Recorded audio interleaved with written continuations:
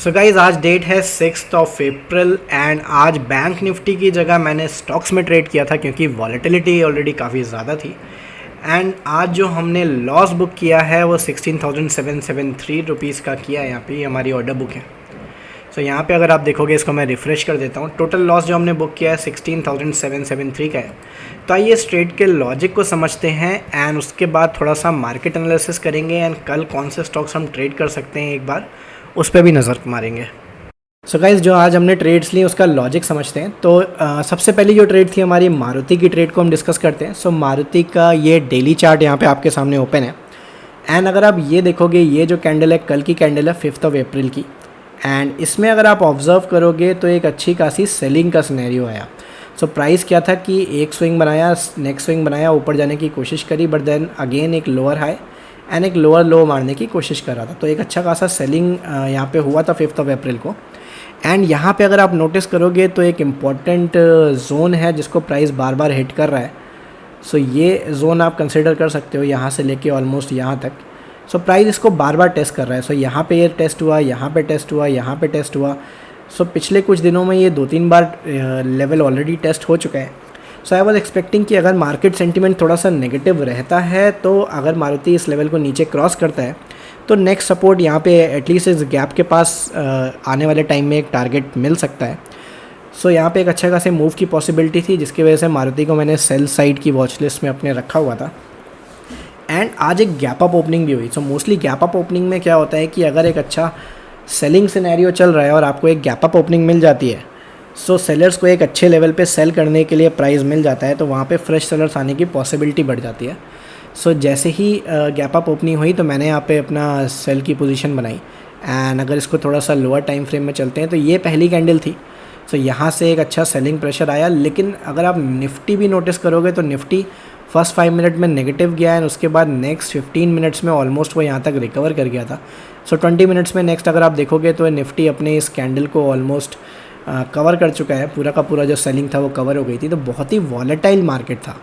तो यहाँ पे भी क्या हुआ, यहाँ पे जब मैंने सेल किया था एंड ये कंटिन्यूस वापस मूवमेंट हुआ ऊपर की तरफ, तो इसमें हमारा स्टॉप लॉस गया। उसके बाद फिर से हमने यहाँ पे एक सेल पोजीशन बनाई, मार्केट थोड़ा टाइम साइडवेज गया।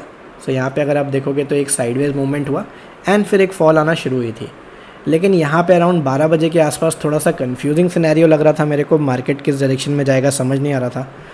थोड़ा सा वॉलेटिलिटी भी काफ़ी ज़्यादा थी एंड जो लॉस था मेरा वो 20,000 पर डे की जो मेरी लिमिट है वो उसके आसपास आ रहा था। तो यहाँ पे मैंने अपनी पोजीशंस को एग्जिट कर दिया था। तो ये थोड़ा सा और प्रॉफिट दे सकती थी, बट इट इज़ ओके। मतलब कि अपना कैपिटल बचाना यहाँ पे थोड़ा ज़्यादा इंपॉर्टेंट है।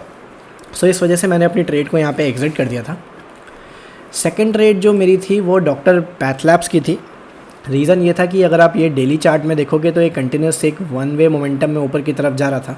तो यहाँ पे कुछ एग्रेसिवली बहुत लंबा टारगेट नहीं था, बस यहाँ पे I was trying to play the retracement. So I was expecting कि थोड़ा सा अगर प्रॉफिट बुकिंग आएगा तो उसको जितना भी हमें मिलेंगे पॉइंट्स वो लेके हम निकल सकते हैं। तो यहाँ पे बहुत एग्रेसिवली शॉर्ट करने का मोटिव नहीं था, बट प्रॉफिट बुकिंग थोड़ी सी प्ले करने का मोटिव था।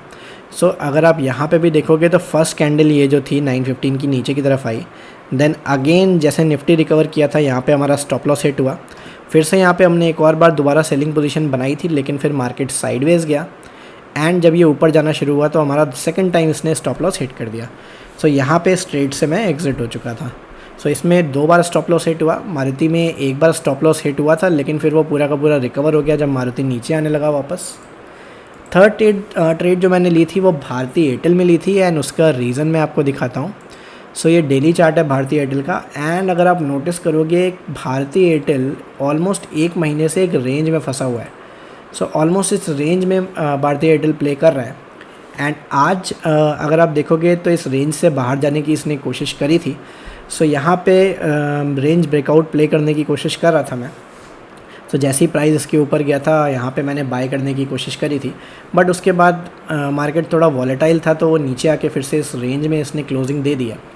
सो इसमें जो स्टॉप लॉस था मैंने अपना वो स्टॉप लॉस ले लिया। अभी ये जो एयरटेल का स्टॉक है ये अपनी वॉच लिस्ट में हम अभी ऐड करके रख सकते हैं क्योंकि रेंज के अपर साइड पे ट्रेड कर रहा है। सो अगर प्राइस यहाँ पे 1-2 दिन हॉल्ट करता है या फिर इस रेंज को ब्रेकआउट करता है, सो एक अच्छा मूव हमें देखने को एयरटेल में मिल सकता है। सो इसको वॉच लिस्ट में ऐड करके आप लोग रख सकते हो। तो जैसे ये रेंज ब्रेकआउट होगी तो यहाँ पे एयरटेल में थोड़ी सी बाइंग करी जा सकती है। सो ये 3 ट्रेड्स थे हमारे। सो मारुति में एक छोटा सा प्रॉफिट देखने को मिला, डॉक्टर लाल, पैथ लैब्स और भारतीय एयरटेल में लॉस हुआ। सो गाइस ये बैंक निफ्टी का डेली चार्ट यहाँ पे आपके सामने ओपन है एंड अगर आप देखोगे बैंक निफ्टी बार बार एक ही लेवल के आसपास आके हॉल्ट कर रहा है। सो यहाँ पे अगर मैं एक जोन बनाऊँ, सो बैंक निफ्टी ऑलमोस्ट ये अगर मैं जोन ड्रॉ करता हूँ एंड इसको थोड़ा सा पीछे की तरफ इसको खींचते हैं, तो ये अगर आप देखोगे तो यहाँ पे ये प्रीवियस स्विंग हाई है यहाँ पे एंड ये प्रीवियस स्विंग हाई के आसपास ही इसी जोन में बार बार आके सपोर्ट ले रहा है। सो यहाँ पे 3 दिन ऑलमोस्ट यहाँ पे सपोर्ट ले रहा है। सो कल के लिए हम क्या प्लान कर सकते हैं, कल अगर इस जोन को बैंक निफ्टी नीचे की तरफ ब्रेक करता है तो यहाँ पे एक अच्छा खासा स्पेस है बैंक निफ्टी के लिए। सो यहाँ पे एक सेलिंग प्रेशर हमें देखने को मिल सकता है। सो अगर कल बैंक निफ्टी नीचे की तरफ जाता है तो कल हम सेलिंग साइड यहाँ पे देख सकते हैं। अगर bank Nifty gap up open हो जाता है थोड़ा सा, तो यहाँ पे थोड़ी सी पॉसिबिलिटी है कि वो वापस यहाँ पे आके सपोर्ट ले लेगा इस लेवल पे एंड थोड़ा सा एक वॉलेटाइल या फिर कंफ्यूजिंग मार्केट हमें देखने को मिल सकता है।